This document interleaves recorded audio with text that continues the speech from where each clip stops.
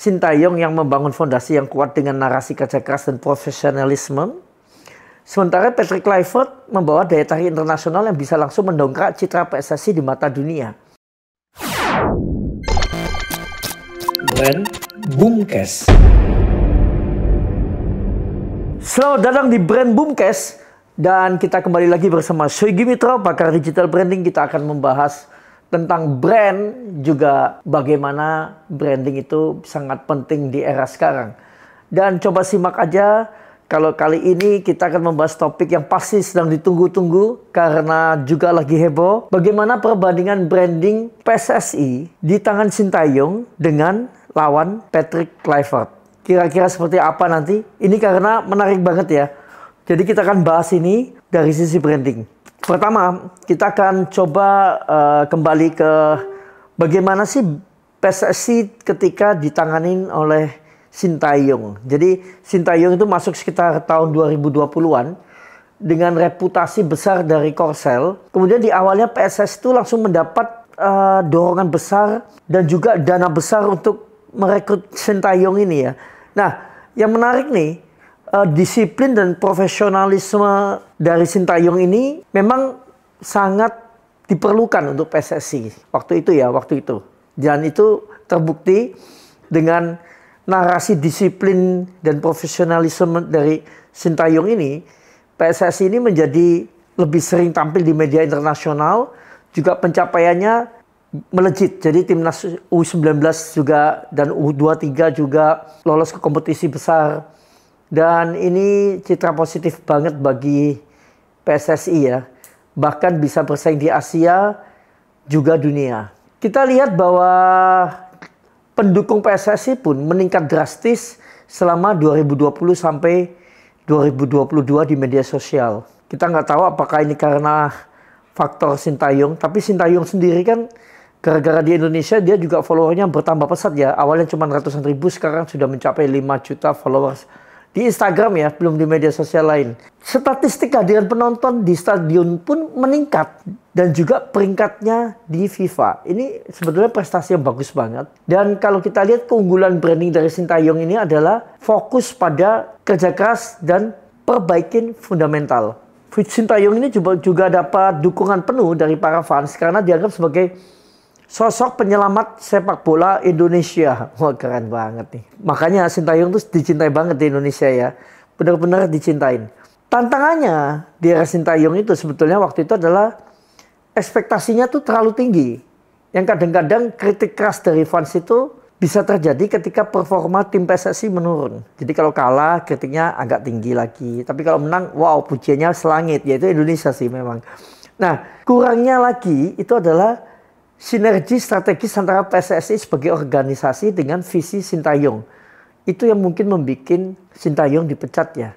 Nah, kita nggak tahu karena itu banyak rahasia di balik pemecatan ini. Dan kita orang umum aja, kita hanya menebak-nebak.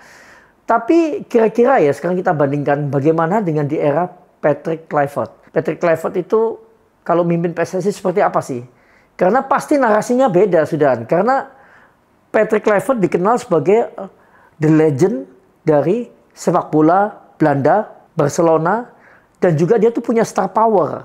Otomatis akan menarik perhatian global, bukan hanya Asia saja. Jadi dengan dilatihnya PSSI oleh Patrick Kluivert, itu media internasional pun meliput sekarang kali ini. Apalagi Eropa ya. Eropa tuh akan memantau timnas Indonesia ini gimana nih kalau pelatih seperti Kluivert ini turun tangan nih. Kemungkinan besar juga akan dapat sponsor dari brand-brand internasional dengan hadirnya Patrick Kluivert. Keunggulan brandingnya Patrick Kluivert ini, potensi keunggulannya ya, mungkin di star appeal yang pertama. Karena daya tarik pribadi Kluivert itu kan sebagai mantan pemain besar dan mantan pemain dunia yang sudah legend istilahnya. Jadi pemain Barcelona, kemudian dia juga pemain Belanda, dan itu pasti akan aura bintangnya tuh tinggi banget. Kemudian nanti juga prediksinya sih permainan PSSI akan lebih atraktif karena mengikuti filosofi sepak bola Belanda. Nah, peluang kolaborasi globalnya juga akan kemungkinan besar semakin tinggi karena akan ada program akademi bersama klub-klub Eropa. Harusnya ya, nanti akan seperti itu. Tapi ada tantangan juga nih di era Patrick Kluivert ya. Karena Dia harus beradaptasi dengan kultur sepak bola Indonesia yang berbeda dari Eropa. Terus kemungkinan akan ada kesenjangan ekspektasi.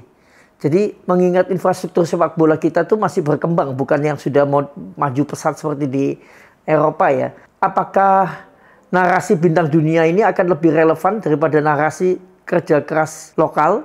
Nah, ini yang kita nanti akan buktikan. Kita lihat ya, tahun ini akan mulai terlihat. Menariknya gini nih, kalau kita bandingkan ya, ini saya bikin tabel kiri dan kanan, head to head antara Sintayong dan Patrick Kluivert. Kalau narasi Sintayong tuh pasti dia akan ke fokus kerja keras, disiplin, dan perubahan fundamental. Itu yang sudah terjadi. Kalau Patrick Kluivert, dia tuh akan fokus ke prestis, daya tarik global, dan koneksi internasional. Itu kelebihannya masing-masing. Target market. Kalau Sintayong itu fokus pada fanbase lokal dan Asia, dia akan kuat sekali. Tapi kalau Patrick Kluivert, dia potensi menarik untuk perhatian Eropa dan dunia. Nah, ini bedanya ya.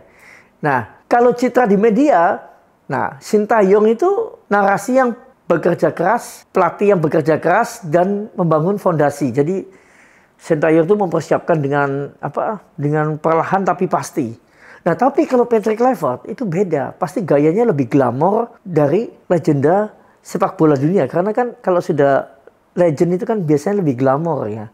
Agak beda pasti nanti ini. Nah, efek jangka panjangnya kalau Sintayong itu akan membangun sistem yang kuat, hasilnya lebih terlihat dalam 5-10 tahun. Nah, makanya dia kan baru 2020. Ya ini sebetulnya baru terlihat 5-10 tahun. Baru kita tuh bisa menikmati sebelum, tapi keburu sudah dipecat. Ini sayang sih memang. Tapi ya coba aja, semoga ini keputusannya memang benar. Dan kalau Patrick Kluivert memang lebih menciptakan lonjakan popularitas jangka pendek. Tetapi kita masih belum tahu apakah dia bisa membangun sistemnya tuh dalam dan bisa bertahan panjang. Kita harus buktikan nanti. Kalau Sintayong kan cukup, pondasi itu cukup kuat dibangun. Nah, kesimpulannya sebetulnya keduanya tuh punya kelebihan dan kekurangan. Sintayong yang membangun fondasi yang kuat dengan narasi kerja keras dan profesionalisme. Sementara Patrick Kluivert membawa daya tarik internasional yang bisa langsung mendongkrak citra PSSI di mata dunia. Namun branding ini sebetulnya bukan hanya soal pelatih ya. Keberlanjutan branding PSSI tergantung pada bagaimana organisasi ini memanfaatkan momentum dan terus membangun kepercayaan dari fans. Oke, bagaimana menurut kalian? Kalau kalian setuju dengan apa yang saya sampaikan, silakan komen di bawah. Tapi kalau nggak setuju juga komen di bawah. Tapi kalau kalian ada masukan-masukan lain juga komen di bawah. Yang penting jangan lupa subscribe, bunyikan loncengnya, dan juga ikutin Brand Boomcast selanjutnya. Dan saya Shogi Mitro, pakar digital branding, akan selalu berbagi tentang branding di channel ini. Brand Boomcast.